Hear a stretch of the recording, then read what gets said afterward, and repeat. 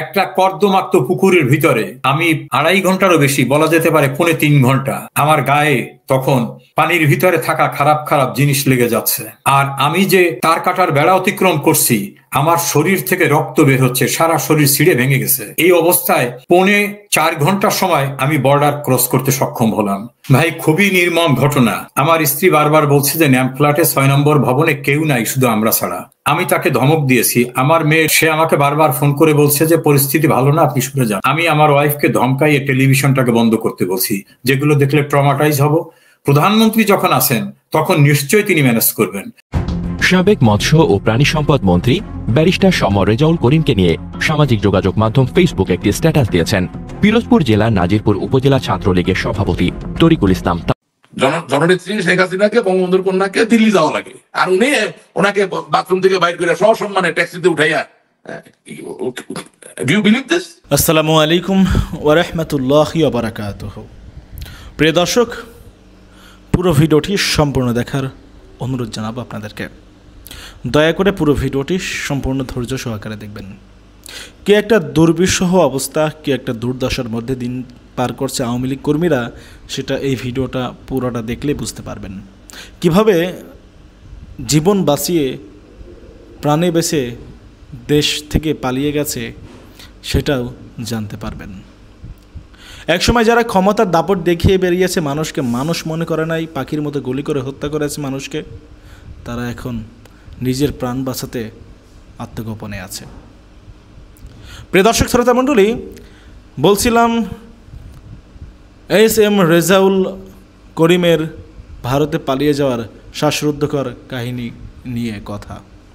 প্রিয় দর্শক শ্রোতা মণ্ডলী, সাম্প্রতিক সময়ে তার একটি ভিডিও সামাজিক যোগাযোগ মাধ্যমে ভাইরাল হয়েছে, যেখানে তিনি বলছেন যে 4 ঘন্টা যাবৎ পানির নিচে, কচুরিপানার নিচে লুকিয়েছিলেন তিনি প্রাণ বাঁচানোর জন্য, এবং তারপরে তিনি একজনের সাহায্যে ভারতে পালিয়ে যায়। চিন্তা করেন, 4 ঘন্টা কচুরিপানার নিচে পালিয়েছিল প্রাণ বাঁচানোর জন্য। রাখে আল্লাহ মারেকে, মারে আল্লাহ রাখেকে। একসময় যারা মানুষকে মানুষ মনে করে নাই, মানুষকে যারা মানুষ ভাবে নাই, তারা এভাবেই চলে গেছে। চলুন কথা না বাড়িয়ে আমরা দেখে আসি প্রিয় দর্শক শ্রোতা মণ্ডলী, কীভাবে এস.এম. রেজাউল করিম তিনি প্রাণ নিয়ে পালিয়ে গেল ভারতে। তার মুখ থেকে শুনে তারপরে কথা বলি। ভাই, খুবই নির্মম ঘটনা। আমি আমার ন্যাম ফ্ল্যাটে থাকতাম। তার আগের দিন রাতেও আমার সঙ্গে যোগাযোগ ছিল ঊর্ধ্বতন আমাদের সবার সঙ্গে। আমার স্ত্রী বারবার বলছে যে ন্যাম ফ্ল্যাটে 6 নম্বর ভবনে কেউ নাই, শুধু আমরা ছাড়া। আমি তাকে ধমক দিয়েছি। আমার মেয়ে লন্ডনে ব্যারিস্টার, সে আমাকে বারবার ফোন করে বলছে যে পরিস্থিতি ভালো না, আপনি সরে যান। আমি আমার ওয়াইফকে ধমকাইয়ে টেলিভিশনটাকে বন্ধ করতে বলছি, যেগুলো দেখলে ট্রমাটাইজ হব। প্রধানমন্ত্রী যখন আসেন তখন নিশ্চয়ই তিনি ম্যানেজ করবেন, বা তিনি অবশ্যই এটাকে একটা পর্যায়ে নেবেন। রাত 12টা পর্যন্ত কিন্তু আমি যোগাযোগের মধ্যে ছিলাম, আমি বাসার থেকে বের হইনি। পরে জানলাম যে ওই 6 নম্বর ভবনে একমাত্র আমি ছাড়া আর কেউ নাই, সবাই চলে গেছে। সকালবেলা যখন মেসেজ পাচ্ছি যে অবস্থা খুবই বিপন্ন, তখন ন্যাম ফ্ল্যাটের সামনে মব এসে গেছে। ন্যাম ফ্ল্যাটের কেয়ারটেকাররা আমাকে বলতেছে, স্যার এখন বের হবেন না, আপনাদের খুঁজতেছে। এখানে একটা পিয়ন এসে আমাকে বললো, স্যার আপনার নাম ধরে আপনার বাসা খুঁজতেছে। তখন আমি বুঝতে পারলাম যে আমি যে এলাকার এমপি, সেই এলাকায় তো আমার প্রতিপক্ষ আছে, যেটা আপনি বুঝতে পারেন। তখন আমাকে বলা হলো যে আমি যেন ভিতর থেকে লাইট অফ করে দিয়ে থাকি। আমার ছেলে অস্ট্রেলিয়া থাকে, ব্যারিস্টার, সে আমাকে ফোন করে বললো যে আপনার বাসা ভেঙে ফেলা হবে, আপনি ভিতরে চেয়ার সোফা টোফা দিয়ে দরজার সামনে থাকেন। আমি সোফা টেনে আনতে পারি না, আমার শরীরে কুলায় না। এনে দরজা আটকে ফ্যান অফ করে দিলাম, লাইট অফ করে দিলাম। তখন প্রচন্ড ভাবে দরজায় লাথি হচ্ছে। আর তখন আমার একজন সিকিউরিটি ছিল, গানম্যান, সে আমাকে অনেক দূর থেকে বলতেছে, স্যার আপনার নাম ধরে খুঁজছে, আপনাকে খুঁজতেছে, স্যার আপনি কিন্তু ভেঙে যতক্ষণ না ঢুকে আপনি কোনোভাবে দরজা খুললেন না, আমার কাছে এদের অ্যাটিটিউড ভালো মনে হচ্ছে না। তা আমি ওরকম খুললাম না। তো আল্লাহর অশেষ রহমত যে নিচের থেকে স্টাফরা বলছে যে এখন খুঁজতে আসেন, ওরা তো কালকেই সব চলে গেছে, পালাইয়ে, এখানে কেউই নেই, সবাই চলে গেছে। তোরা বিভিন্ন ফ্ল্যাট ভেঙে ভিতরে ঢুকে দেখে কেউ নাই। তখন আমারটাকেও ধরে নিয়েছে যে হয়তো লক করা, ভিতরে কেউ নাই। এভাবে ওরা যখন উপর থেকে একটু নিচে নামলো, আমাদের ওই লিফট অফ করে দিছিল যারা কর্মচারী, এবং গোটা বিল্ডিং কে তারা ইলেকট্রিসিটি লেস করে দিল, এবং তারা বাইরে শো করলো যে আমরা এখন চলে যাব স্টাফরা, অর্থাৎ ওরা যাতে বোঝে যে এই বিল্ডিং আর কেউ নাই। এবং আমাকে দূর থেকে আমার গানম্যান বলতেছে, স্যার আপনি সারা রাত থাকতে পারবেন না তো, ওখানে তো লাইটও থাকবে না, এখন ডোর আটকাইয়া মেইন যে গেট ক্লাসেবল গেট সেটা আটকাই, কিন্তু স্টাফরা সব চলে যাচ্ছে, আর তারা এখন আর কারো ফোনও ধরতেছে না। আর যেহেতু মানুষ চতুর্পাশে আছে, ওরা ফোন ধরলে ওরাও অভিযুক্ত হতে পারে, আপনি বেরোয় যেতে পারতেছেন কিনা। তখন আল্লাহ, আমার মনে হয় আল্লাহর কুদরতি শক্তিতে একজন লোক আসলো, সে ছাত্রদের আন্দোলনের সঙ্গে ছিল, আমি তার নামটা তার নিরাপত্তার সাথে বলবো না। আমি নাকি এক সময় অন 11-এর সময় তার স্ত্রী আমার কাছে গেছিল তার মামলা নিয়ে, আমি তাকে সাহায্য করেছিলাম। সেই কৃতজ্ঞতায় সে জানতে পারছে যে এই বিল্ডিং আমি থাকি, সে উপরে আসছে। উপরে আসার পরে সে বারবার ফোন করতেছে, তা আমরা তো ফোন অফ করে রাখছি, ফোন ধরবো না। তখন আমার গানম্যানকে ফোন করছে, সে ফোন করার গানম্যান বলছে, স্যার আপনাকে উপকার করছিল এক ভদ্রলোকে, সে উপরে গেছে। তো এখন তো দেখি আমার উপায় নাই, তখন দরজাটা খুললাম। খোলার পরে আমি এবং আমার স্ত্রী সারা শরীর থেকে ঘরমাক্ত অবস্থা, আমার স্ত্রী তখন বাথরুমের ভিতরে আটকা, এবং আমার ছেলের বউয়ের অর্নামেন্টস থেকে শুরু করে সব বাসার ভিতরে। তো বললো যে আপনাদের ড্রেস চেঞ্জ করেন, কোনো কিছু হাতে নিতে পারবেন না। তা আমি একটা গেঞ্জি, যেগুলো বাথরুমে বাসা ব্যবহার করার, ওইরকম একটা গেঞ্জি গায়ে দিলাম, আর পায়ে পন্স। ও আমাকে মাস্ক পরালো, মাস্ক পরাইয়ে বললো যে আপনি মাস্কটা পরার পর আমার ঘাড়ের উপর কাত হয়ে থাকবেন। আর আমার মিস্ট্রেসকে বললো যে ম্যাডাম আপনি কোনো ব্যাগও হাতে রাখবেন না, আপনি সাদি বলবেন যে উনি খুব অসুস্থ, ওনার ধরো, আপনাদের পরিচয় দিবেন না। এইভাবে হাঁটতে হাঁটতে নিচে নামালো, এবং নিচে নামাবার পরে 6 নম্বর ন্যাম ফ্ল্যাটের যিনি মসজিদের ইমাম, ওই ইমাম সামনে চলে আসছে, কারণ ও আমাকে দেখছে। তা আমি ওরে দূর থেকে ইশারা দিয়ে বললাম, ইমাম সাহেব সরেন। ইমাম সরতেছে না, কারণ সে মনে করতেছে আমাকে এখন এই মব বোধহয় ধরে নিয়ে যাচ্ছে। যেহেতু ইমামের সঙ্গে আমার একটা ভালো রিলেশন ছিল, তো ওই যে আমাকে নামাচ্ছে নিচে, ওর কাছে এসে ওই ফ্ল্যাটের 2 জন পিয়ন চলে আসলো। পিয়নরা আমার বাসায় মাঝে মধ্যে যেত, আমি একটু টিপস দিতাম, তাদের একটু দয়া হচ্ছে যে সবাই চলে গেছে, উনি জান নাই। এখন আমাকে যখন ওরা ধরে নামাচ্ছে, তখন ওরে জিজ্ঞেস করতেছে মবের লোকেরা যে উনি কে। সে বলছে, বেটা আমি নিজেও তো একজন সমন্বয়ক, উনিকে আমি চিনি না, উনি আসছিল এখানে কোন এমপির বাসায় বেড়াইতে চিকিৎসার জন্য। আর তখন আমার অবয়বটা একটু এলোমেলো অবস্থা ছিল, তো বেড়াইতে আসছে চিকিৎসার জন্য। তা আমার বলছে, আপনি কোথা থেকে আসছেন? তা আমি বললাম, পিরোজপুর থেকে। কার বাসায় আসছেন? আমাকে একটা অসত্য কথা বলতে হলো। তারপর কেন আসছেন? ও চিকিৎসার জন্য। আর উনিকে? তা বলে আমার ওয়াইফ। তা আমার ওয়াইফ ওইভাবে, সে তো ভীত সন্ত্রস্ত এবং কান্নাকাটি করতেছে, ওরা ওইভাবে তার ঘাড়ে আমি বাঁকা হয়ে আমাকে ওই মানিক মিয়া ভিনিউর ডিভাইডারের কাছে নিয়ে গেল। দূর থেকে আমি দেখতেছি আমার গানম্যান চলে আসতেছে, আমি তাকে ইশারা দিলাম যাতে না আসে। তখন ওই ছেলেদের ভিতরে একটি ছেলে, পরে তার আমি নাম জেনেছি, তার নিরাপত্তার সাথেও নামটা বলবো না, সেও জানতে পারতো না যে আমি ওই লোক। সে বললো যে উনি কোন হসপিটালে যাবে। তো ওই যে সমন্বয়ক ছিল ওই অঞ্চলের, সে বললো যে কোন হসপিটালে আপনার ডাক্তার দেখান। তার মুহূর্তের ভিতরে আমার মনে হলো যে আমরা বলি যে অ্যাপোলো হসপিটালে। তখন একটা সিএনজিতে ধরিয়ে না, সিএনজিতে লোক ছিল, নামাইয়া সেই সিএনজিতে আমাকে উঠে দিয়ে বললো যে ডাইরেক্ট নিয়ে যাবা। তা আমি পথে ওই সিএনজির ভিতরে আমার স্ত্রীর ঘাড়ে মাথা রেখে ওইভাবে যাচ্ছি। আমরা কিন্তু বাসার থেকে কিছু নিয়ে বেরোতে পারিনি, ইভেন মোবাইল ফোন চশমাও নিয়ে বেরোতে পারিনি। আমরা চলে গেলাম অ্যাপোলোতে যাওয়ার পর এখন আমি তো সিএনজি ড্রাইভারকে টাকা দেওয়ার মতো অবস্থা আমার নাই। তো সেখানে যাওয়ার পরে অন্য একটা লোকের সাহায্য নিয়ে আমার পরিবারের এক সদস্য, একটি মেয়ে, তার সঙ্গে যোগাযোগ করলাম। যোগাযোগ করার পর সে দূর থেকে ক্যাজুয়াল ড্রেসে চলে আসছে। আসার পর আমাদের খুঁজে পাচ্ছে না, কারণ আমার তো ডিসগাইজে। তারপরে এক পর্যায়ে ওরে দেখার পর আমার ওয়াইফ ওকে ডেকে আনলো। ডেকে আনার পরে ও বললো আমাদের রিক্সা ওঠেন। রিক্সায় পর্দা টেনে এইভাবে তার বাসায় নিয়ে গেল। তার বাসায় থাকলাম 1 সপ্তাহ। 1 সপ্তাহ পরে শুনলাম যে এই বাসাটা আমাদের ফ্যামিলির বাসা, এটা অনেকে জানে।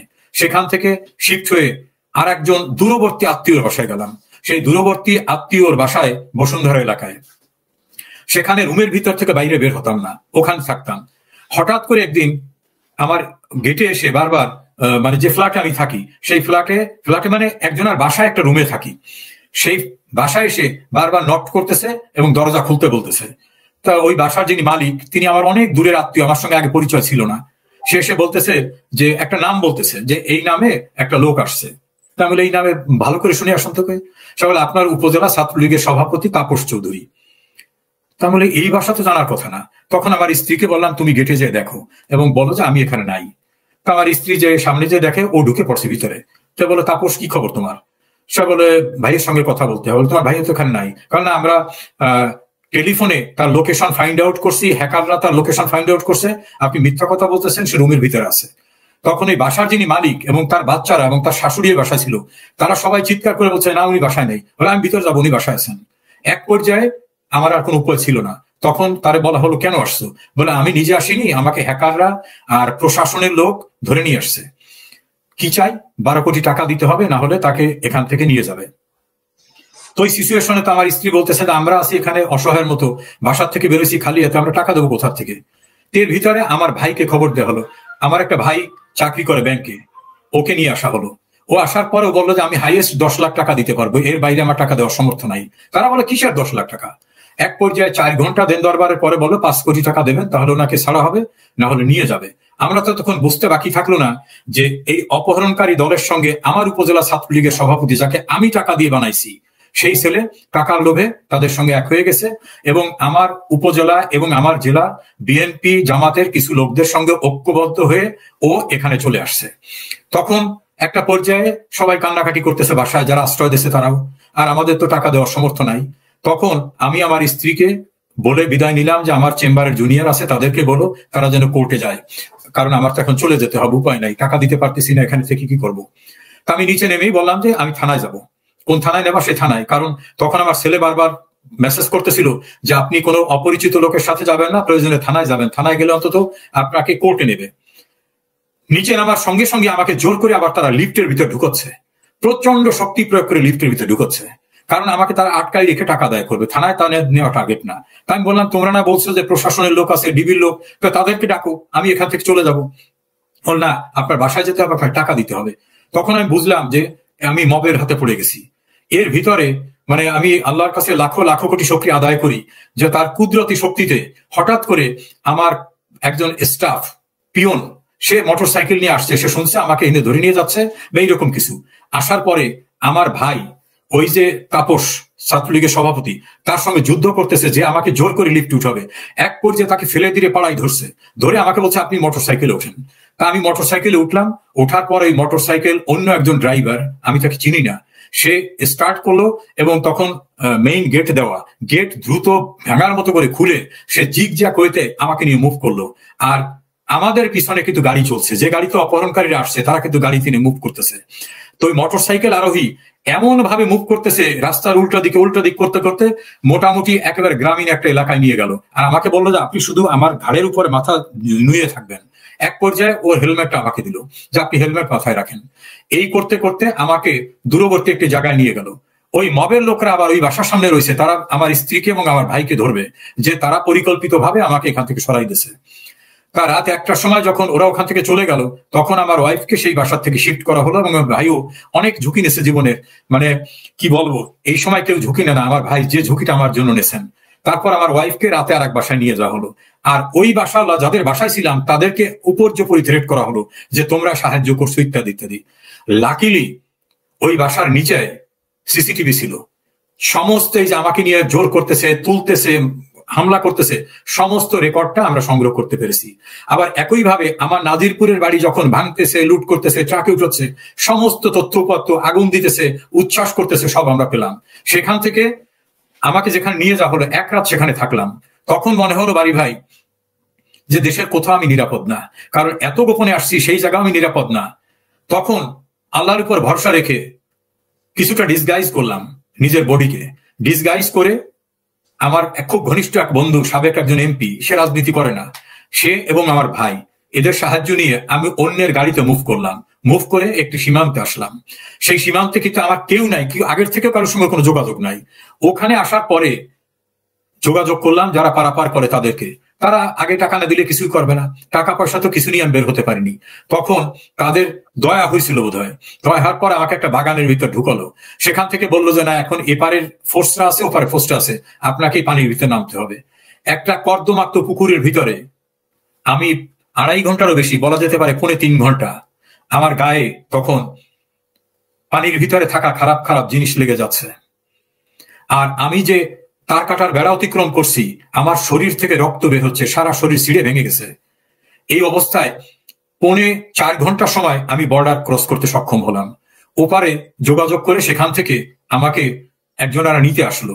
মানে আমাকে যারা বর্ডার পর্যন্ত দিয়ে গেছিল তারা হয়তো কারোর সঙ্গে যোগাযোগ করছে। আমি তখন সারা শরীর আমার কাদা, যে পুকুর থেকে, গ্রামের পুকুরের ভিতর থেকে শুকাবার পরে মাছ ধরতে গিয়ে যেরকম কর্দমাক্ত অবস্থা থাকে, সেই অবস্থায় আমি উঠলাম। তখন একটা বাড়িতে গিয়ে তাদের টিউবওয়েলের নিচে আমি বসলাম, সেখানে তাদের লোকরা পানি চেপে দিল, সেখান থেকে একজনের বাসায় নিয়ে যাওয়া হলো। যে বাসায় নেওয়া হলো তারা বললো আপনার মুখে কানে সবখানে তো কাদা। তখন তাদের বাসায়, তিনি বাংলাদেশের একজন একসময় কর্মকর্তা ছিলেন, তার বাসায় সে দেখে অবাক হয়ে গেল যে আপনার চেহারা তো এরকম কোনদিন দেখিনি স্যার। তার বাথরুমে গিয়ে গোসল করলাম, গোসল করে বের হওয়ার পর সে বলছে না আপনার সারা শরীর তো কাদা রয়ে গেছে, কারণ আমি হাত দিয়ে কাদাও সরাতে পারতেছি না, এমন অবস্থা। তো এখন আমি ওই প্যান্ট পরে বেরোইছি, তখন সে তার একটা লুঙ্গি দিল এবং তার একটা গেঞ্জি দিল। এই লুঙ্গি আর গেঞ্জি পরে তার লিভিং রুমে আসলাম। তখন সে বলল স্যার আপনার সারা মাথায় কানে উপরে এখানে কাদা রয়ে গেছে, আপনি আবার গোসল করেন।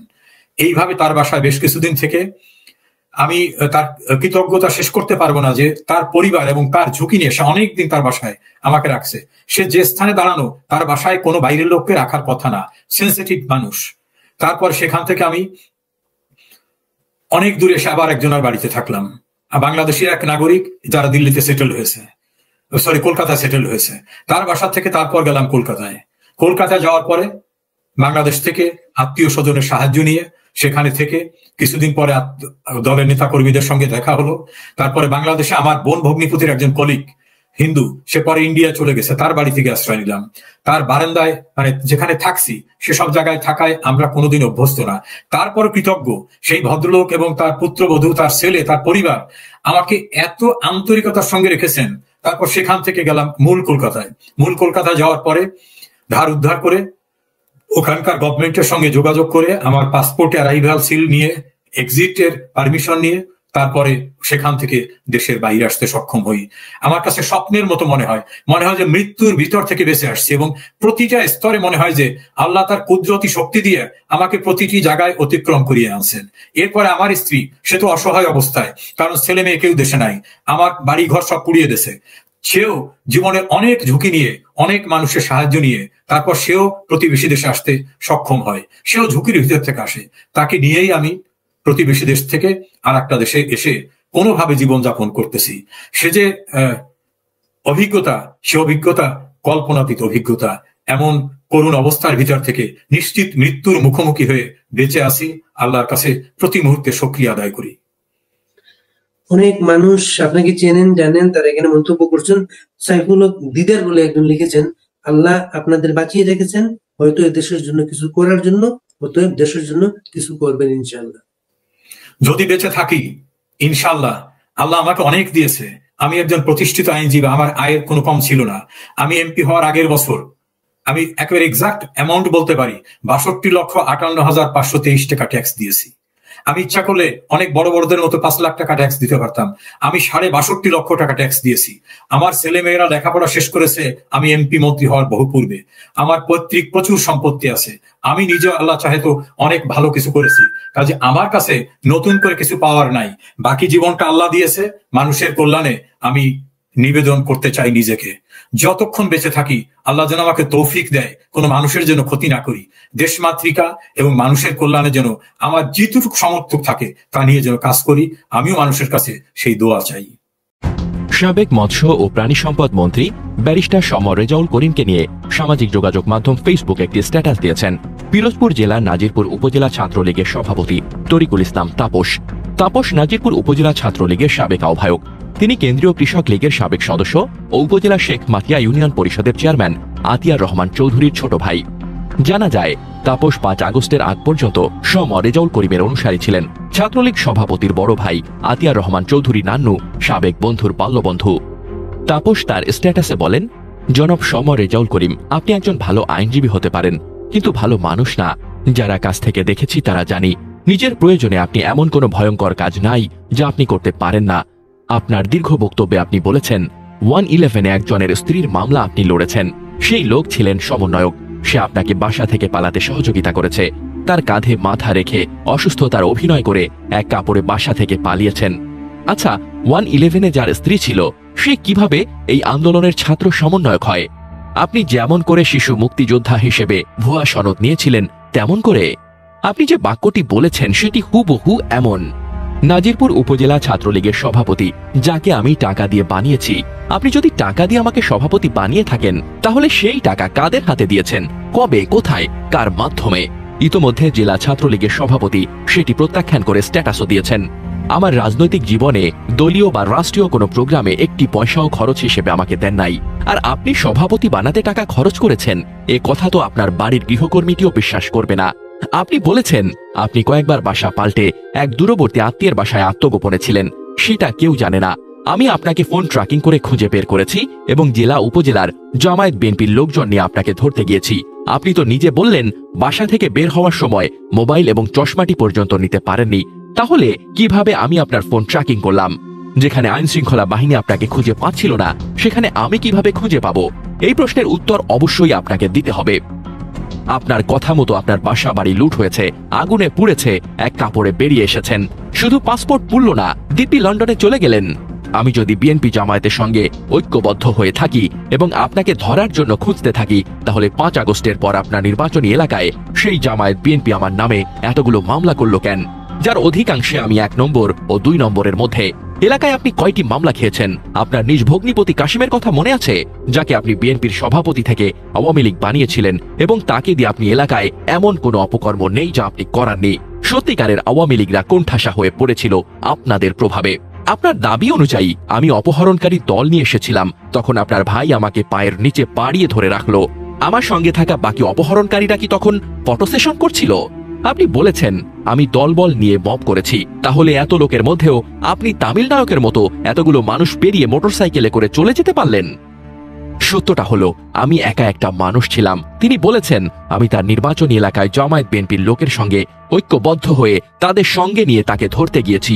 সেই ভিডিও ফুটেজ তার কাছে আছে। লোকগুলো যেহেতু তার নির্বাচনী এলাকার, তাই সবাইকে তার চেনা উচিত। তাহলে ভিডিও ফুটেজে পাবলিক করে আমার সঙ্গে থাকা জামায়াত বিএনপির লোকগুলোকে চিহ্নিত করে সবাইকে দেখার সুযোগ করে দিন। আপনি বলেছেন আমি আপনাকে ধরতে গেছি, কিন্তু আপনার স্ত্রী ভাইকে কেন ধরিনি? রাত 1টা পর্যন্ত বাসা ঘিরে রাখলে সেখানে তো আরো অনেক মানুষ জুটে যাবার কথা, আর আমিই বা কেন আপনার স্ত্রী ভাইকে ধরিয়ে দিলাম না? আপনি বলেছেন সীমান্তে পাচারকারীরা বিনা পয়সায় আপনাকে পার করে দিয়েছে। কি সম্পর্ক তাদের সঙ্গে আপনার? সবাই আপনাকে এমনি এমনি সাহায্য করলো? এই গল্প তো হলিউড সিনেমা হয়ে যাবে। আপনি যেখানেই যান একজন পিয়ন বা একজন পরিচিত লোক হঠাৎ করে হাজির হয়ে যায়। কতজন পিয়ন আপনার? ঘটনার আসল চিত্র এবার সবাই জানুক। একদিন হঠাৎ একটি অপরিচিত নম্বর থেকে রেজাউল করিম আমাকে ফোন করেন। তিনি নিজে একটি সময় নির্ধারণ করেন, উপস্থিত থাকতে বলেন।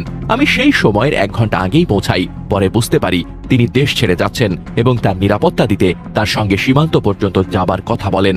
এরপর তিনি আমাকে 1 লাখ, কম বেশি হতে পারে, টাকা হাতে দিয়ে বলেন তোমার জন্য এটা। আমি তা নিতে অস্বীকৃতি জানাই। বলি আমি যদি এটা নেই, আপনি মানুষকে বলবেন আমাকে আপনি টাকা দিয়েছেন, কিন্তু কত টাকা তা হয়তো বলবেন না, এতে নেতাকর্মীরা আমাকে ভুল বুঝবে। এই কথায় তিনি আমার প্রতি ক্ষুব্ধ হন এবং সিদ্ধান্ত বদলে বলেন এখন বিদায় হও। আত্মীয় স্বজন উপস্থিত হলে আপনি পালানোর প্রস্তুতি নিতে শুরু করেন। আমি তখন রেগে বলি আপনি আমাদের হাজার হাজার নেতাকর্মীকে ফেলে রেখে পালাতে পারেন না, আগে একটা দিক নির্দেশনা দিন, একটা মিটিং অন্তত করেন। তখনই বাকবিতণ্ডা শুরু হয়। এরপর তিনি লিফটে ঢুকে পড়েন। আমিও সাথে সাথে লিফটে উঠে যাই। লিফটের ভেতরে তিনি আমাকে ভয় দেখান এবং অপমানজনক ভাষা ব্যবহার করেন। তখন সেখানে আমাদের মধ্যে সামান্য অনাকাঙ্ক্ষিত ঘটনা ঘটে। লিফট থেকে নেমে দেখি তার আত্মীয় স্বজন ও সহযোগীদের একটা দল লিফটের নিচে অপেক্ষা করছে। লিফটের দরজা খোলা মাত্র তারা আমাকে ঘিরে ধরে টানা হেঁচড়া শুরু করে। আমি তাকে থামানোর আপ্রাণ চেষ্টা করি। আপনার মুখে প্রায় ইসলামের দোহাই শুনেছি, অথচ আপনার মেয়ে লন্ডনের একজন খ্রিস্টান ব্রিটিশ নাগরিককে বিয়ে করে হারাম জীবন যাপন করছে। এটা দ্বিমুখী চরিত্রের চূড়ান্ত রূপ নয় কি? আপনার ব্যক্তি জীবনের সঙ্গে কথিত ইসলামী মূল্যবোধের এই সাংঘর্ষিকতার কি কোনো ব্যাখ্যা আছে? আপনার বক্তব্যে প্রতিনিয়ত দ্বিচারিতা, অসংলগ্নতা ও মিথ্যাচার ফুটে উঠেছে। আপনি এলাকায় একমাত্র আওয়ামী লীগার হিসেবে নিজেকে প্রতিষ্ঠা করতে সব কাজই করেছেন। এই অপপ্রচার তারই ধারাবাহিক কাজ। আমার বড় ভাই ইউনিয়ন আওয়ামী লীগের নৌকায় মনোনয়ন পেলে তার প্রতিপক্ষকে জিতিয়ে আনতে আপনি ও আপনার ভাই নৌকা প্রতীকের বিরুদ্ধে সব ধরনের সহায়তা করেছেন। তারপরও শেষ রক্ষা হয়নি, নৌকা বিপুল ভোটে জয় পায়। আমি উপজেলা ছাত্রলীগের সভাপতি, উপজেলা ভাইস চেয়ারম্যান পদে নির্বাচন করেছি। ভবিষ্যতে আমরা রাজনীতিতে গুরুত্বপূর্ণ হয়ে উঠতে যেন না পারি, তার জন্য এই দুঃসময় এসেও এত বড় মিথ্যাচার এতদিন পরে এসে আপনি করছেন। যেখানে রাজনৈতিকভাবে আপনাকে এলাকায় প্রতিষ্ঠিত করতে আমার সর্বোচ্চ শ্রম আপনার পেছনে দেওয়া, তার প্রতিদান এই। অসংখ্য মানুষ আমাকে প্রশ্ন করছে, সেজন্য ব্যাখ্যা দিতে বাধ্য হলাম। আপনি কথায় কথায় দুর্নীতি করেন নাই বলে দাবি করেন। এ তথ্যগুলো এবার জনগণকে জানাবার সময় এসেছে, অপেক্ষা করুন। উল্লেখ্য, ছাত্র জনতার অভ্যুত্থানে গত বছরের 5 আগস্ট ক্ষমতাচ্যুত হওয়ার পর আওয়ামী লীগের অনেক মন্ত্রী, এমপি ও নেতার মতো দেশ ছেড়ে পালিয়েছেন দলের আইন বিষয়ক সম্পাদক ও সাবেক মন্ত্রী সমর রেজাউল করিম। ইউটিউব চ্যানেলে অস্ট্রেলিয়া প্রবাসী সাংবাদিক ফজলুল বারীকে দেওয়া এক সাক্ষাৎকারে সমর রেজাউল করিম 5 আগস্টের দিন ছাত্র জনতার হাত থেকে বেঁচে যাওয়া ও দেশ ত্যাগের ঘটনার রোমহর্ষক বর্ণনা দেন। এ সময় নাজিরপুর উপজেলা ছাত্রলীগের সভাপতি তরিকুল ইসলাম চৌধুরী তাপসের বিরুদ্ধে অপহরণ চেষ্টার অভিযোগ আনেন তিনি। জননেত্রী শেখ হাসিনাকে, বঙ্গবন্ধুর কন্যাকে দিল্লি যাওয়া লাগে, আর উনি ওনাকে বাথরুম থেকে বাইর করে সসম্মানে ট্যাক্সিতে উঠাইয়া। Do you believe this? Trinamool নেতা কর্মী বা দেশের আপামর জনসাধারণের কথা তার মুখ থেকে সেইভাবে আমরা শুনতে পাইনি, দেশবাসী শুনতে পাইনি। অনেক আলোচনা হচ্ছে, সমালোচনা হচ্ছে। একজন নেতৃস্থানীয় মানুষ যিনি যে 9 মাস পর কথা বলেছেন, একটা কিছু জাতি, ফ্রুটফুল কিছু জাতি জানতে চেয়েছে বা জানতে পারলে খুব ভালো হতো, কিন্তু তার বক্তব্যটিকে আপনি কিভাবে দেখছেন এই সময় তার এই বক্তব্য? শুনুন, আল্লাহ তাআলা মানুষকে ক্ষণে ক্ষণে পরীক্ষা করে। আমি জানি না ভবিষ্যতে আমার কি আছে, আপনাকে শুধু একটু বলতে পারি যে আল্লাহ আসলে আওয়ামী লীগের নেতা কর্মীদের পরীক্ষা করতেছে। গেল এক। আর 2 নাম্বার, আপনি জানেন কথা বলছেন, তারে তো আমি নিজামুদ্দিন আউলিয়া কোন এক অলির সাথে তুলনা করি। সে তো মনুষ্য পর্যায়ে নেই, সে অন্য লেভেলে আছে। আপনি জিনিসটা বুঝতেছেন না? আওয়ামী লীগের সভানেত্রী শেখ হাসিনা, ওনার প্রাণহানির শঙ্কা বা হুমকি থাকার কারণে আজকে উনি ভারতের দিল্লিতে। জিনিসটা বুঝেন নাই? বাংলাদেশ আওয়ামী লীগের হাজার হাজার নেতা কর্মী, কারোর প্রতি কারো মায়া তৈরি হইল না, সবাই পালায়া এসে ইন্ডিয়ায় হাজির হইতে হইল। একমাত্র এই আল্লাহর ওলি, ওনারে বাথরুম থেকে দেখার পরে সবার মায়া তৈরি হয়ে গেল, ওনাকে তুলে নিয়ে তোমরা ইন্ডিয়া পর্যন্ত দিয়ে আসো। মানে এটা সহজ সরল করলাম আর কি, যে ফ্রম সংসদ ভবন টু ইন্ডিয়া। নিয়ে তো আপনি মানে অলি, পীর, ফকির, আউলিয়া নিয়ে তো আপনি কথা বলতে পারবেন না, তো অন্য লেভেলের জিনিস। তবে বাংলাদেশে এখন জিন্দাউলি আছে আরেকজন, এটা কিন্তু মানে ইনি কিন্তু লেটেস্ট, এটা কিন্তু খুব আলোচিত জিন্দাউলি, ডাক্তার শফিক সাহেব জিন্দাউলি। না, তবে তবে তবে যিনি যিনি ওনার ইন্টারভিউ নিয়েছেন, ওনাকে আমি একটা বার্তা পাঠিয়েছি। আচ্ছা, কি হিসেবে কেন পাঠিয়েছেন? হ্যাঁ, আমি বার্তায় বলেছি যে ভাই, আপনি তো ইন্টারভিউ নিলেন, হয়তো বা সাংবাদিকতার জগতে অনেক বড় কাজ করছেন, অনেক টিআরপি হইলো, এই করলো, কিন্তু ভাই একটু অন্যভাবে তো ইন্টারভিউটা নিতে পারতেন। এটা তো আমার দলের ক্ষতি করলেন, কারণ আমার নেতা কর্মীদের মনের জায়গাটা, প্রাণ সঞ্চারের জায়গাটা একটু ধাক্কা খেলো, একটু অন্যভাবে নেওয়া যেত। যেহেতু ওবায়দুল কাদের সাহেব, আমি বললাম যে মানুষের লেভেলে নাই, উনি অনেক উপরে উঠে গেছেন, ওনাকে নিয়ে কথা না বলে আমি সাংবাদিক মহোদয়কে দোষ দিলাম যে আপনি একটু অন্যভাবে ইন্টারভিউটা করতে পারতেন। কারণ বাংলাদেশ আওয়ামী লীগের সাধারণ সম্পাদক চরম বিপদের সময় তার পাশে 200টা লোক তার জন্য প্রাণ দেওয়ার জন্য থাকবে না, তার একা তার স্ত্রীকে নিয়ে বাথরুমের মধ্যে লুকায় থাকতে হবে। এটা সত্য হইলেও তো বলা যাবে না বাইরে। আচ্ছা, এখন কেউ কেউ বলছেন যে সাংবাদিকের কথা আপনি যেটা বললেন এটাও ট্রু। সাংবাদিক তাকে জিজ্ঞেস করছেন কিভাবে পালালেন, কিভাবে আত্মরক্ষা করলেন। এটার চেয়ে বড় কথা হলো বাংলাদেশের মানুষকে এখন কিভাবে দেখতে চান, কি করণীয় উচিত, দেশের মানুষের কি করণীয় উচিত, আওয়ামী লীগের তৃণমূল নেতা কর্মীরা কি করা উচিত। আবার কেউ কেউ বলছেন যে ওবায়দুল কাদের সাহেব এই কথাটা বলাটা ঠিক হয় না, কিভাবে পালালেন, কিভাবে বাথরুমে ছিলেন, একদম নিম্ন। আমি তো আপনাকে এটাই বললাম। হ্যাঁ, সেটাই সেটাই সেটাই মানে আমি অন্যজন সাধারণ সম্পাদক না, হ্যাঁ, আপনিও বাথরুমে যদি পালান, তারপরে বলার আগে তো 2বার চিন্তা করবেন যে কোথায় বলবেন, কখন বলবেন, কেন বলবেন, এটা বলবো কিনা। হ্যাঁ, তা আপনি বলবেন কিনা বলেন না। হ্যাঁ হ্যাঁ, সেটাই সেটাই সেটাই। জীবনে আপনি ছোট ছিলেন, আপনার আম্মা আপনাকে বোকা দিছে না, মাটি দিতে গেছে না, আমার আম্মা গেছে না, তা আপনি আমি পালাইছি না গাছের পাশে, টেবিলের নিচে, বাথরুমে। আপনি কি বড় হইয়া কি গল্পে লিখছেন নাকি এটা? না না না, তাহলে সব কথা কি লেখেন, সব কথা কি বলেন? হ্যাঁ, এটা নিয়ে কথা আপনার আম্মার জন্য আপনি জান দিতে পারেন, এটা কথা বলতে। আমি তো আমার আম্মার জন্য জান দিতে পারি, তা আপনার আম্মা করে রাগ করে বলেন নাই একটু, ওই যে বাঙালির প্রচলিত যে গালিগুলা ধরেন, এটা রাগ করে দিয়ে ফেলছে তো। আপনি কোনদিন স্মৃতি স্মরণে বই লিখবেন যে আমার আম্মা আমাকে এই নাম ধরে গালি দিল, আহা শুনে আমার মধুর মতো লাগলো, বলবেন নাকি আপনি? না না না না, তো পিক এন্ড চুজের ব্যাপার থাকবে না? অবশ্যই অবশ্যই। আপনার লাইভ বক্তব্য ওনার আমরা শুনেছি, ওই লাইভ বক্তব্যে যিনি যেই সাংবাদিক প্রশ্ন করেছেন তারও কিন্তু একই উদ্দেশ্য, আপনি যেটা বললেন একই রকম একই ধরনের কথা। সুপ্রিয় দর্শক, শ্রোতা মণ্ডলী, বন্ধুগণ, আপনারা দেখতে পারলেন ব্যক্তিগত মতামত, অভিব্যক্তি অবশ্যই কমেন্ট করবেন, কমেন্টে আপনারা জানাবেন আপনাদের পার্সোনাল অপিনিয়ন, ব্যক্তিগত মতামত। প্রিয় দর্শক শ্রোতা মণ্ডলী, আপনারা কি মনে করেন যে আওয়ামী লীগ আবারও ক্ষমতায় ফিরবে? সাম্প্রতিক সময়ে আওয়ামী লীগের নেতাকর্মী নেতৃবৃন্দরা তারা সামাজিক যোগাযোগ মাধ্যমে এসে বিভিন্ন ধরনের কথোপকথন বলছে, বিভিন্ন ধরনের মন্তব্য করছে। তারা বলছে আবারও ফিরবে শেখ হাসিনা, আবারও ক্ষমতায় আসবে আওয়ামী লীগ। আপনারা কি মনে করেন এই পলাতক আওয়ামী লীগ নেতাকর্মীরা আবারও কি বাংলাদেশে ফিরতে পারবে কোনো দিন কখনো? আপনাদের ভাবনা, অপিনিয়ন অবশ্যই কমেন্টে জানাবেন। ভালো থাকবেন, সুস্থ থাকবেন। আমাদের চ্যানেলে যদি আপনারা নতুন হয়ে থাকেন তাহলে অবশ্যই আমাদের চ্যানেলটি সাবস্ক্রাইব করে পাশে থাকা বেল বাটনটি ক্লিক করে রাখবেন, যাতে পরবর্তী আপডেট সবার আগে আপনাদের কাছে পৌঁছায়।